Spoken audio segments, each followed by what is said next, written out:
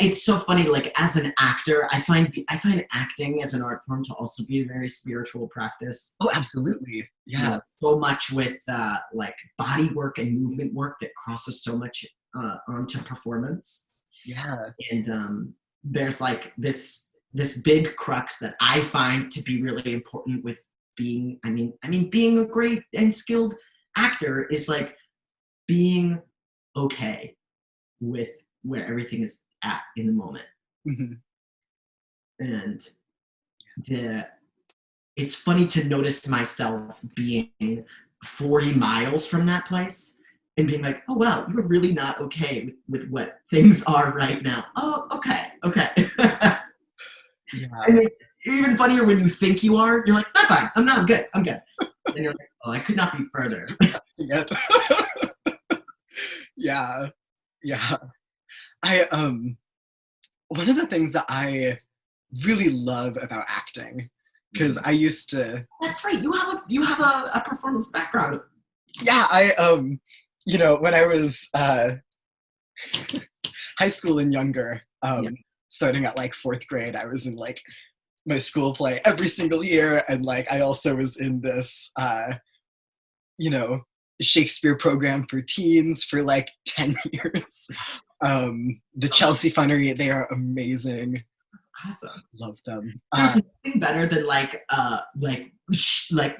Shakespeare people, like the right brand. You know what I mean? Like not in an elitist way, but people who are just like the text in your body. Like those are that. Yeah. You know? One of the things that I love about acting so much is how okay, I'm gonna split this into like two parts. Yes. Part Go. one is like, I'm gonna switch them actually. Part one, I'm gonna talk about like body and getting into character bodies and like physicality and moving in a way that like we don't necessarily think about how we move in our day-to-day lives, but there is so much about how we hold ourselves that you know it says so much about us and like what emotions we're feeling and like all of these things about our history, just like the way we carry ourselves. Yeah.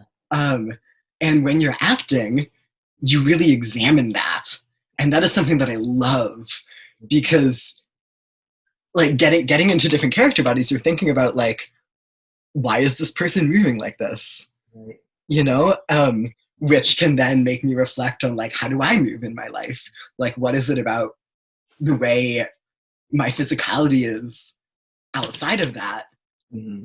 um and like what does that say about how I'm feeling, or like the presence that I'm putting out into the world. So that's one thing I love about acting. Yeah. And the other thing is how it like, gets me so like tapped into my emotions, because that for me is so powerful. I feel like it is very important to feel emotions and to like not bury them. um, Yeah, I couldn't agree more. yeah. And with acting, it really like allows me to dive deep into an emotion and like bring it to the surface and examine it, and I love that. Yeah, I love that too. It's like the exploration of it is it just means everything to me. I'm like, this is exactly how, for me personally, I process everything, is by replaying it and replaying it in different forms and acting it out. And like this is why I think theater is so crucial to social justice movements, to community healing and community rituals, or like anything like built around people being connected. And I love the way it engages your body. It's exactly what you said. I'm a very physical person, and like my body is the conduit, which is why like acting makes so much sense to me, right? And our nervous systems are like their own fucking brains. Like my brain, like honestly, I would replace my own brain with a second nervous system. And like, is anything going on up there? Like, hello? But like my body, you touch me on the shoulder and it's like, no, there's a memory. Oh, that's how you feel. I had a teacher in college and who I absolutely loved, and she was absolutely off the walls, you know, as all beloved acting teachers are. And she was an Alexander Technique like teacher, like she and like a somatic like expert. I don't fucking remember the actual. Oh, sorry. I'm cursing. So That's okay. all right, let that be known. Yeah. And I mean, her groundedness and her presence, you know, not perfect all the time, but was remarkable. I mean, she was just always there, like right there. And it was scary sometimes. And it's crazy. I have this memory of like years ago. I'm like not even out, but I'm like figuring it out. I'm like, I'm trans, aren't I? And it was really scary and overwhelming. And it was my first day of Alexander Technique class. And just her presence with me in that moment of like, okay, stand up and just tell us who you are.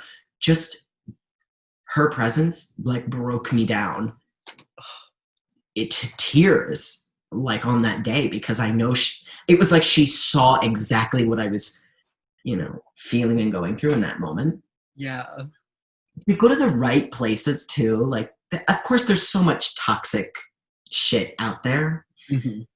If you go to the right places, it really is this beautiful balance when it comes to performing about bringing every experience, every identity, every way that you go through the world into your work. Yeah. But being able to also not being able to be okay with it, being still able to carry whatever it is your show needs, your ensemble needs, the audience needs to see. And I feel like so many art forms will ask you, cut away the bullshit. You need to cut it out of your existence. And nobody cares if you're trans. Nobody cares if you're queer. Nobody cares if you're a person or disabled, or whatever. Mm-hmm. But it's like those things really matter. They do. And are so freaking informative to everything we do. And it's actually a net negative to ask someone to cut that away from their lives and not bring that forward.